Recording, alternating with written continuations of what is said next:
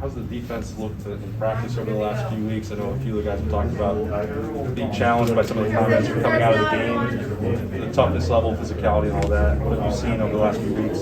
Yeah, I think our guys have responded.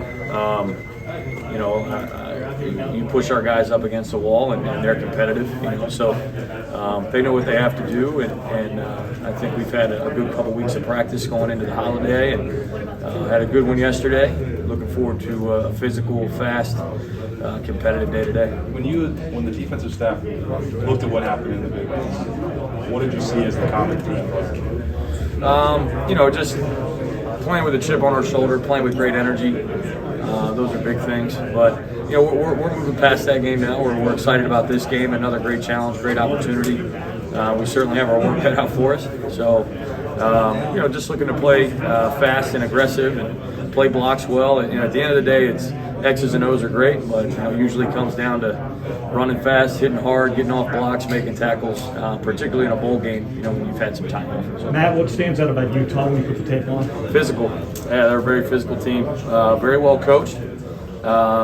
They're sort of NFL style, and that they use multiple tight end personnel groupings, and they do a good job with pre-snap shifting and motion. Some of the things you see more in the NFL than you do in college football. But the thing that jumps off the tape right away is their physicality. They try to run the ball downhill, and they're big up front, and they do a really good job. Very well coached. Considering what happened in the last game, is that a good matchup for you? Do you look forward to that kind of matchup, or it is a physical game? Absolutely, yeah. Again, we all feel like we were backed against the wall coming out of that last one, and so now we have a chance to regroup and practice hard, and I think we're more motivated than ever, and we'll need to be, because again, it's a very, very good football team, very talented, extremely well coached, and again, very physical. So we'll have a great challenge. How do you balance the celebration that is this week with trying to use this as a stepping stone for next season? Yeah, great question. I think that's kind of been Coach Day's thing. Is it's still the Rose Bowl, right? I mean, it's you work hard all year to have an opportunity to go play in a game that's as special as this one, and you got to make the most of the opportunity and make sure that, our players and our whole organization feels like it's a celebration. So I think it's time management. I think it's, hey, when we're in meetings, when we're working out, when we're in practice, when we're doing all the things football related, let's be all in. Let's be down early. Let's be ready to roll. And then when we kind of blow the horn and bring it up and hit the shower, so to speak, let's go enjoy it. So it's that ability to manage your time.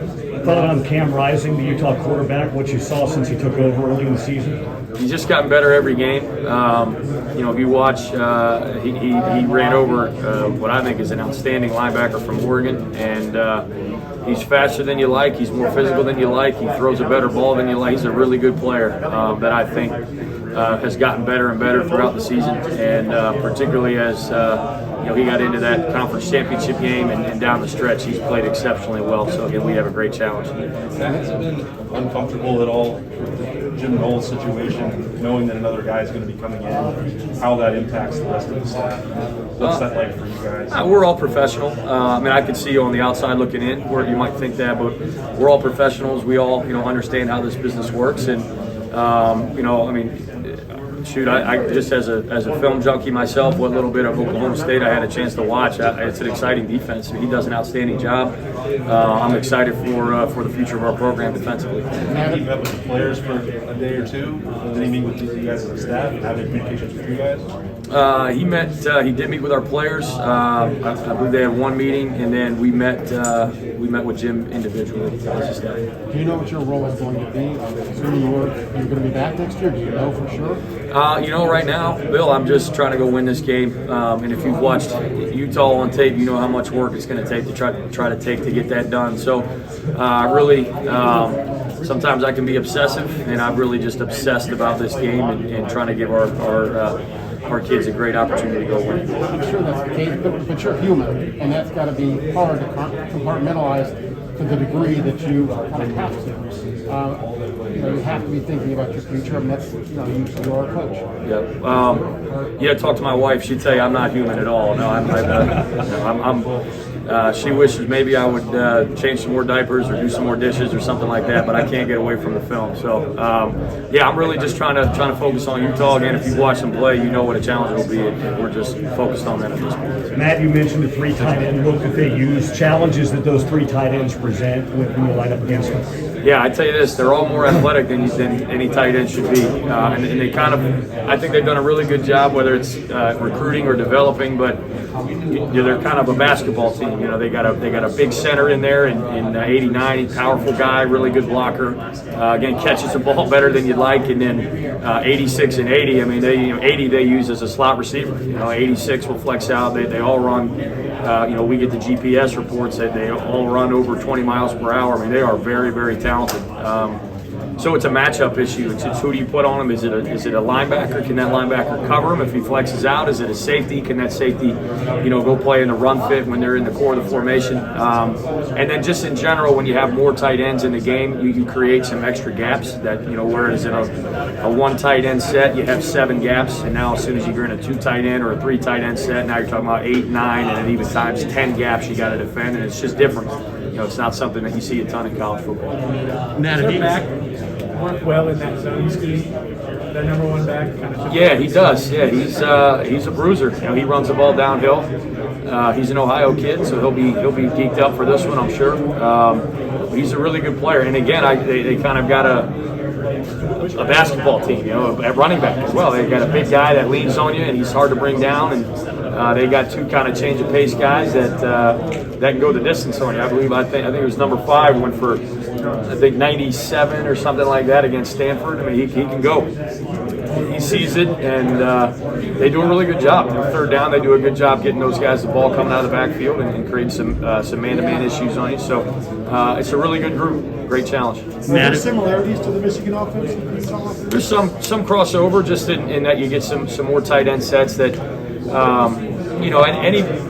I think frequently in college football now, a 2 tight end set is really just a fancy 1 tight end set. I don't know how many teams are truly using 2 and 3 tight ends to be in those types of formations where, traditional 12 and 13 personnel formations. But, Ann Arbor certainly does, and Utah does as well. So, there are some similarities, but enough differences where you got to make sure you practice all that stuff and again give the guys a chance to go line up against those formations. And then given how that game went, is there a benefit to playing a team with similar styles so you can, you've seen it, but then also this is an opportunity to, I guess, reprove yourself?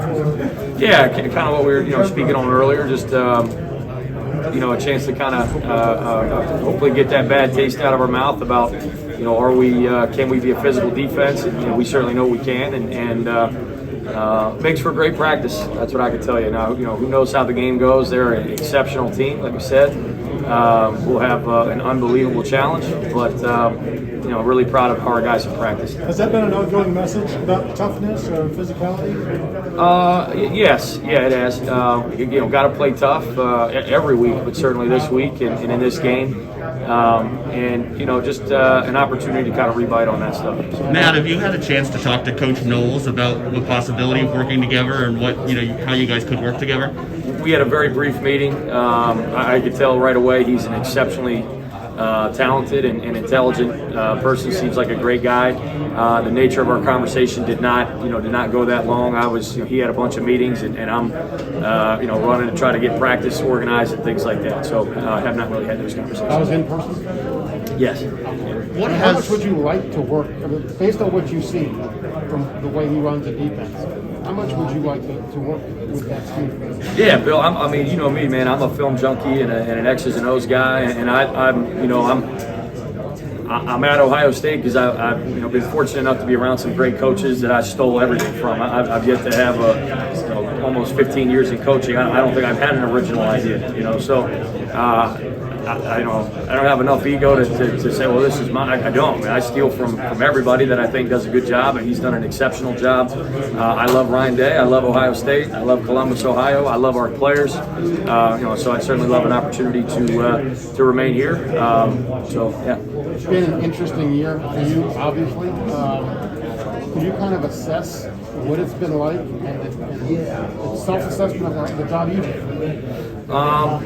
It's been particularly early on. It was a tumultuous year. You know, it was the way the season played out early on, and I've said this before. When we weren't playing great defense, I was right at the top of that. I mean, I was in every meeting, and believe me, a lot of the decisions we made were things that I suggested. And when we weren't playing well, and Coach Day decided to make a change, and I think at times we played better defense. I'd love to sit here and tell you that was something I did. It wasn't. It was what we did as a staff.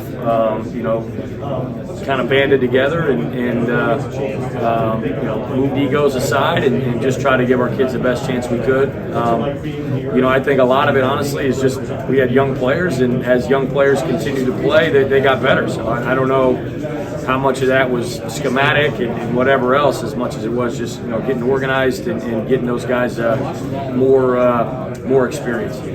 Every season is a marathon of experiments. You go as hard as long as you can. Yeah. I feel like even more so this year because of the change, because of the tumultuousness. No shortage of grace here on the side, Bill. So, it was. It can always be that way, and particularly, Ohio State's a great place because it's you're at the top of the food chain, and all our eyes are on you, and that's why it's so great. But it certainly adds to the, let's go with stress, I suppose. But that's what makes it fun. That's what we're here for. And you've got still a 1-year-old, right? So that's a one. Yeah, be 2 in February. Right. I mean, how much just for stability's sake would you love to stay here and just keep going? It's a wonderful place. I've enjoyed every moment that I've been here. I can't imagine there are many head coaches to work for better than Ryan Day, and Columbus, Ohio is an awesome place. I mean, so it's a great place, and my wife and I love it here. Henry loves it here. So that's what I can tell you. Now, how do you feel like you've grown personally from this year of being the defensive play caller? Yeah, I mean, I think you learn from making mistakes. I certainly made plenty of mistakes. So hopefully I'm smart enough to learn from the things we did wrong and try to avoid those mistakes moving forward. Does it make you a better position coach when you get this experience of being a coordinator, of calling the plays? I think you definitely get an appreciation of what it's like to sit in a different chair, and when you're a position coach, you think you're focused on what your position is, and you say, well, if we do that, that's another thing I've got to install. It's another thing I got to coach and make sure. You move over a chair and you say, well, we need this defense to be able to go win this game. So you certainly have a greater appreciation for how the whole defense fits together. Bowl practice is usually a time where some younger players, newer players emerge. Anybody you're seeing do that here over the last couple weeks? It'd be hard for me to single one guy out. The guy, if I were to pick a guy, he's not he's a younger player. He's played for us. The guy that sticks out to me, it's had an exceptional bowl practice, is Cor Williams. He's played very well for us at times in games. I mean, he was this close to being the defensive player of the game against Michigan State. So it's not like he hasn't played. He's one guy that sticks out to me. I talked to him a couple weeks ago, and you could tell that there was sort of a palpable vibe from him. Like, I think he knows why he didn't get to play more, especially because he was coming in slow. But is that sort of like hunger, I guess, to get on the field, showing up in practice? It could be. What I would tell you about Cor Williams is he's the most motivated, hardest working player that I've ever been around, ever. So, I don't know how much you got to light a fire under him. He's lit.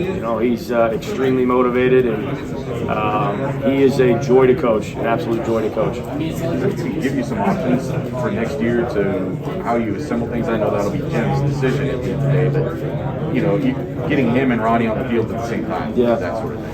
Yeah, I think so. I think I would say anyone in charge of an offense or a defense or any organization, you're always trying to get your best people involved, and certainly those two guys are right at the top of that conversation. Cam Martinez was a guy who sort of middle of the season flashed a little bit and was making some plays, and then didn't have that big of a role beyond that. Where do you guys still need to see, I guess, him take the next step to earn a bigger role? Yeah, he played. kind of when we made some schematic changes to the defense, that made a major change for Al, kind of what his best fit was. So he's an awesome young man. I mean, great attitude, works exceptionally hard. I mean, an exceptional person.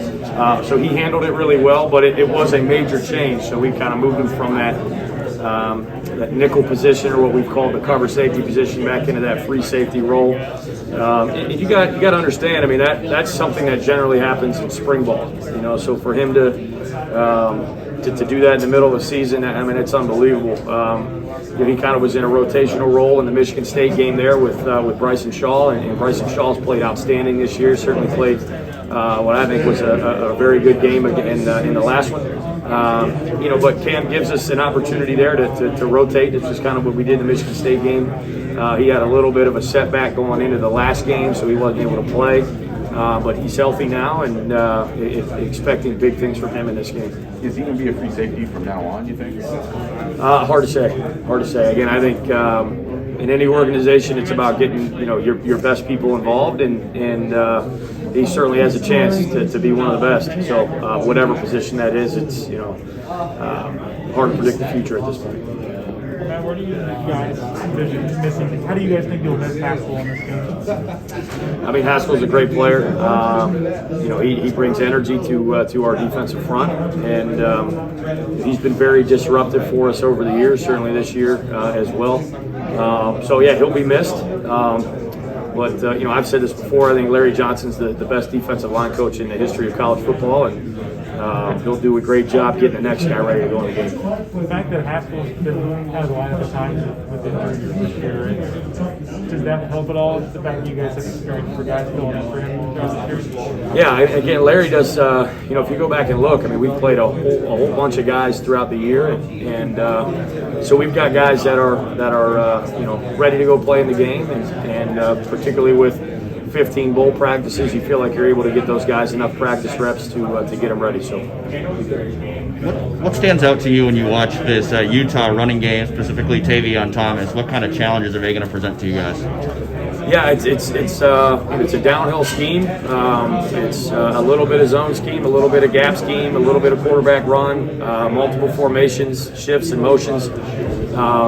And if you're not gapped out, if everybody's not doing their job, you got real problems. And even if you are gapped out, they're so big and physical up front, and then they got a horse of a tailback that runs the ball downhill, and against some change of pace guys that even if you are in your gaps, it's they'll knock you back for 4, 5, 6, and then all of a sudden they slip through a tackle, and ball's on your free safety right now to get it down. So it's a great challenge. They are an exceptionally well-coached football team, very, very talented, and very physical. Does that make tackling and fundamentals a big point of emphasis for this game? Absolutely. I think when you have 15 practices, you can kind of approach it, at least the front half of it, as a development for your team, which some of you guys have alluded to. Just the chance to kind of get your young guys going a little bit and maybe get them some more reps. But the front end of the 15 practices are heavily technique and technique emphasis, and we'll need those things to carry into the game.